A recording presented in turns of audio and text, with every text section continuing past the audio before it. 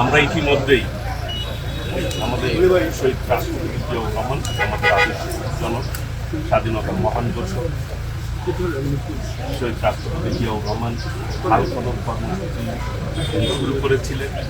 তারই যোগ্য উত্তরসূরি মাননীয় প্রধানমন্ত্রী দেশনায়ক তারেক রহমান ইতিমধ্যেই খাল খনন এবং নদী খনন এবং জলাশয়কে কীভাবে ঠিক রাখা যায় সেই ব্যাপারে ইতিমধ্যেই করোনা বা যে কোনো ভাইরাসের এগেইনস্টে ফাইট মানি ব্যাকট্রলের লেফট রাইট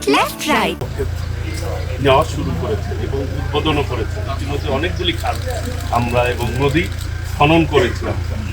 কাজেই এই নদীর নাব্যতা যাতে না কমে যায় এবং জলবদ্ধতা যাতে মানুষ দুর্ভোগে না পড়ে, জলাশয়গুলোতে যাতে মৎস্য চাষ করতে পারে সেই ব্যাপারে আমরা ইতিমধ্যেই পদক্ষেপ নিয়েছি।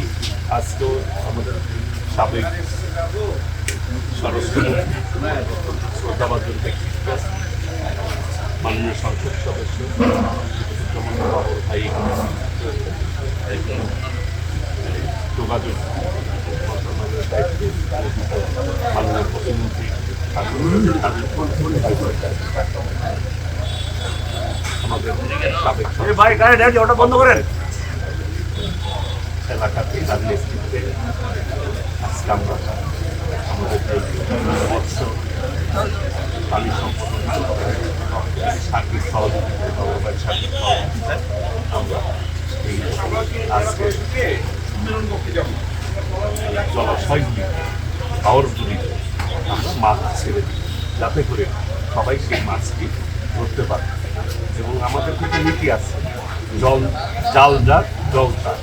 কাজেই আপনি যে প্রশ্ন করছেন ইতিমধ্যে কিন্তু আমাদের সরকার এই সিদ্ধান্ত নিয়েছে জেলেদের জন্য যে তারা যাতে উন্মুক্ত হয় সবার জন্য জলাশয়গুলি এবং তারা যাতে সহজেই তাদের জীবিকা নির্বাহের জন্য মাছ ধরতে পারে সেই ব্যবস্থার জন্য কিন্তু আমরা এসেছি।